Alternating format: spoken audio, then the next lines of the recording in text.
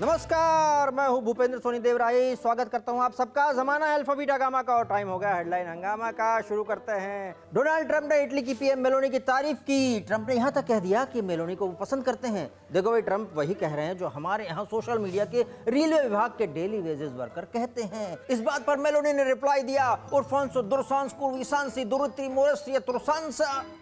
ठीक तो है भैया, निकल लो, तुम निकल लो। लैंग्वेज पढ़ना लिखना नहीं आता, निकलो। तो हम क्या बोल रहे थे? गजब बात बोल दी मेलोनी ने। समझ में आया? So simple. तारीफ नहीं, टैरिफ की बात करो, पॉइंट पे आओ। वैसे इन्फॉर्मेशन दे दूं आपको, चाइना ने ट्रंप के टैरिफ वॉर का सॉल्यूशन ढूंढ लिया है। ट्रंप की फोटो वाला टॉयलेट ब्रश बनाया है और चाइना में इसकी सेल ने रिकॉर्ड तोड़ दिए हैं। इसकी कॉस्ट भी कम रखी है। ये बात ट्रंप को पता लगी तो ट्रंप ने उस पर टैरिफ का हिसाब किताब लगाना शुरू कर दिया और ट्रंप ने अपने चेहरे का बिजनेस के लिए यूज करने पर कॉपीराइट क्लेम करने का प्लान भी बना लिया है। एक जमाने में मिथुंदा कहते थे बदला लेने के लिए तेरे नाम का कुत्ता पालू, पर यहाँ तो तेरे नाम का ब्रश बना लू वाला मामला है। आगे बढ़ते हैं। जापान में एक पहाड़ पर निंजा बनने की टेक्निक सिखाई जा रही है। इसकी बाकायदा यूनिवर्सिटी लेवल पर डिग्री भी दी जा रही है। इस मामले में जापान हमारे देश से पिछड़ गया है। हमारे यहाँ काम को कैसे पहाड़ बनाया जाए, इसकी निंजा टेक्निक पहले से ही मौजूद है, अंदर इनबिल्ट है हम लोगों में। मैं जो बोल रहा हूँ आपको दिखाता हूँ। देखिए मैम, टाइम बताएंगे आप? लंच के बाद आना। लेकिन मैंने तो सिर्फ टाइम ही पूछा था। ओह, मैं तो भूल ही गया, आप बैंक एम्प्लॉय हैं। अब आपने टाइम पूछ ही लिया है तो बताना तो पड़ेगा ही। अब मुझे इसके लिए वॉच को वॉच करना पड़ेगा, इसके लिए मुझे अपनी रिस्ट को ट्विस्ट करना पड़ेगा और ट्विस्ट करने के बाद हाईली कंसंट्रेट होके वॉच देखना होगा। अब वॉच में ये भी देखना होगा कि बड़ी सुई कहाँ पर है और छोटी सुई कहाँ पर है। अब इसमें कंफ्यूजन वाली बात है कि एक और सुई है इसमें जो तेजी से भागती है। अब अगर आपको एग्जैक्ट टाइम बताना होगा तो मिनट का पॉसिबल है, लेकिन सेकंड का पॉसिबल तो नहीं है। Sorry ma'am. हद है, मैं तो हेल्प ही करना चाह रही थी। Bloody dog.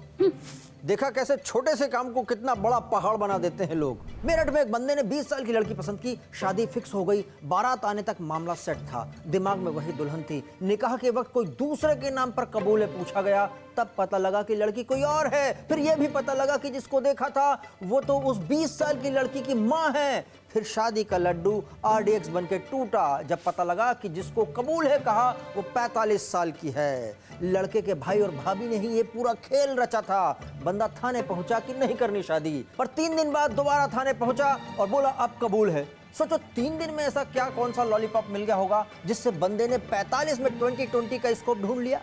3 दिन में तो कंपनी पार्सल रिटर्न नहीं लेती। कभी कभी ऐसा होता ना कि बच्चा कहता है कि मुझे ये टॉय नहीं चाहिए, वो टॉय चाहिए, फिर घर वाले समझाते हैं कि बेटा कोई बात नहीं, अभी ये रख लो, बाद में दूसरा टॉय भी दिला देंगे। लेकिन सुनने में आया है कि बंदे ने कॉर्पोरेट मोटिवेशन सेमिनार अटेंड किया था जिसमें ये बताया गया था कि at the end of the day experience counts. इन दिनों शादी में रिश्तों का इतना खतरनाक मिक्सचर हो गया है कि पीना कोलाडा मोइतो हो गया है। नारियल पानी में पानी की जगह हार्डिंग निकल रहा है और क्या क्या हो रहा है चेंज होते हुए सोशल पैटर्न में। इन दिनों कैसे कैसे सीन बन रहे हैं, देखिए। सही कह रहे भाई साहब। ये शादी भी आजकल सोशल मार्केटिंग हो गया है? बड़ी बेटी का पति छोटी बेटी के लिए दामाद ला रहा है। अरे पप्पा, आप खाली प्रोडक्शन पे ध्यान दीजिए, कंट्रोलिंग हम पे छोड़ दीजिए। ये पूर जग छोड़ोगे, बिटिया को बुलाओगे? हम बुलाइए बुलाइए बुलाइए। बिटिया।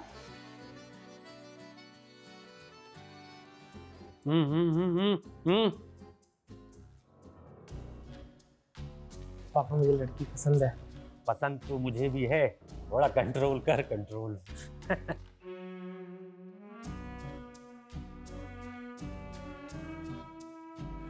बिटिया को बुलाना था ना। आकांक्षा,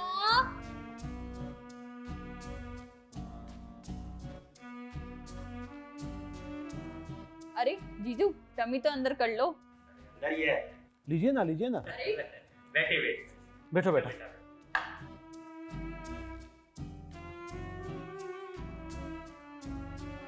खाता ही रहेगा या बताएगा लड़की कैसी? पापा मुझे बहुत पसंद आई। पसंद है, पसंद है, पसंद है। अरे भैया, जब पसंद है तो पापा के आशीर्वाद लो। अरे बेटा, वो भी पापा ही हैं, जाओ उनके पैर भी छू लो। आओ बेटा आओ।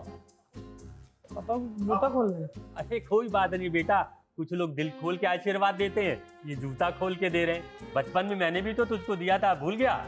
ले ले बेटा, जा ले ले। आओ बेटा आओ। अरे अरे ससुर जी, आप क्या कर क्या रहे हैं आप? अरे जूता चुराई रस्म होता है, जूता ठुकाई नहीं होता है। तब से देख रहा हूँ ये दामाद बनने आया है कि सासू माँ को लेने आया है। माँ बेटा माँ इसको माँ। गजब के सीन मिल रहे हैं, लेकिन हम आगे बढ़ते हैं। लोग टशन झाड़ने के लिए झूठ इतना यूज कर लेते हैं कि कभी कभी मुसीबत में फंस जाते हैं। बेंगलुरु में एक बंदा अपने दोस्तों से अपना डॉगी फ्लॉन्ट कर रहा था। फ्रेंड्स ने पूछा कितने का है, तो कहा 50 लाख का। अब पूरे शहर में फैल गई बात। झूठ शहर में सच बनकर दौड़ रहा था। बात ईडी तक भी पहुंची। ईडी वाले पहुंच गए उसके पास, रेड मार दी। बाद में पता लगा कि बंदे की इकोनॉमिक कंडीशन तो खराब है। फिर यह भी पता लगा कि फेंकने के चक्कर में लपेटा गया बंदा। स्टेटस बढ़ाने के लिए उसने 1 लाख के डॉगी को 50 लाख का बता दिया। बताइए ये कैसा डॉगी स्टाइल है भाई? गजब कुत्तापंती चल रही है। आगे बढ़ते हैं, खबर बंगाल से है। 61 साल के भाजपा नेता दिलीप घोष ने एक महिला कार्यकर्ता से शादी कर ली। इससे पता लगता है कि पार्टी का काम मन लगा के करते रहना चाहिए। मन लगने का इंतजाम अपने आप हो जाएंगे। इस घटना से उन लोगों के मुंह पर तमाचा पड़ा है जो कहते हैं कि पार्टी हमसे मेहनत तो कराती है लेकिन कुछ देती नहीं है। दिलीप बाबू का मामला बताता है कि मेहनत का फल मिलता है भले ही 60 साल लग जाएं। वाकया दिलचस्प है कि दिलीप बाबू लाइफ पार्टनर से तब पहली बार मिले जब वो एक मैच देखने साथ गए थे। इस स्टोरी से यह भी लेसन मिलता है कि राजनीति तो होते ही रहती है, व्यक्ति को बाकी खेलों पर भी ध्यान देते रहना चाहिए और क्रिकेट मैच जरूर देखने जाना चाहिए। क्या पता कब परफेक्ट मैचिंग की लड़की मिल जाए। कुछ खिलाड़ी ग्राउंड से बाहर भी बढ़िया परफॉर्मेंस दे देते हैं। आगे बढ़ते हैं, मध्य प्रदेश चलते हैं। एमपी के एक कॉलेज में एग्जाम के पेपर चपरासी ने चेक किए। रिजल्ट भी ऐसा आया कि सारे बच्चे चपरासी के लिए एलिजिबल हो गए। पूछने पर चपरासी ने कहा, प्रोफेसर साहब की तबीयत ठीक नहीं थी इसलिए मैंने ही चेक कर डाली कॉपी। क्या हुआ देखिए। सर इस बार प्लीज मुझे पास कर दो ना, मैंने बहुत मन से पढ़ाई की है। अगर इस बार नहीं सर पास हुआ ना तो मेरे पापा मुझे घर से निकाल देंगे। आप जाओगे बे, काहे परेशान हो रहे हो इतना? अरे तुम तो चपरासी हो ना, कॉपी कैसे चेक कर रहे हो? तो मैं प्रोफेसर को कॉल करता हूँ। अरे उनको कॉल करके कोनो फायदा नहीं है भाई साहब, सब संविदा पे चल रहा मामला, सब चलेगा संविदा वाले। अब हम ही बचे हैं, प्रोफेसर का काम हम ही कर रहे हैं। और वैसे प्रोफेसर साहब हैं बीमार, ठीक है। लेकिन तू कॉपी कैसे चेक करेगा? पिछली बार क्या रिजल्ट था? सबका बढ़िया, मेरा खराब था। आपकी बार तुम्हारा बढ़िया, सबका खराब जाएगा, टेंशन ना लो। Thank you sir. सर मैं प्रार्थना करूंगा कि हर बार आप ही कॉपी चेक करें। इनका जो हुआ सो हुआ। हम आगे बढ़ते हैं। यूपीएससी का रिजल्ट आया, कॉमेडी ऑफ एरर हो गया। गजब वाकया हो गया। बिहार की लड़की सृष्टि का सिलेक्शन हुआ लेकिन मीडिया पहुंच गई बरेली की एक लड़की के पास। इंटरव्यू ले लिया, लड़की ने सक्सेस की मिठाई बांट दी, सारे रिश्तेदारों ने व्हाट्सएप पर बधाई दे दी। मानना पड़ेगा ये नई जनरेशन तो वाकई जेनजी है, हार्डकोर जेनजी है। बधाई पहले ले लेते हैं और रिजल्ट का क्या है वो तो होता ही रहेगा, आगे आते रहेगा। अगली घटना पटना से। पटना में डीजे की लेजर लाइट आसमान में जा रहे हवाई जहाज पर पड़ी। लेजर लाइट पड़ते ही कॉकपिट में बैठे पायलट को चौंधियाइटिस हो गया, एरोप्लेन डिसबैलेंस होने लगा। उस दिन पायलट को समझ आया कि चकाचौंध हमेशा बर्बादी की ओर ले जाता है। कान फाड़ आवाज के साथ डीजे वाले बाबू ने हद कर रखी है। बहुत जगह तो लोग इसके वॉल्यूम से परेशान हैं। मन में तो आ रहा है इनके एम्पलीफायर का सर्किट शॉर्ट करके इनके बेस की ऐसी हालत बनाई जाए कि किसी बेबी को पसंद ही ना आए। लेकिन मामला क्या हुआ देखिए।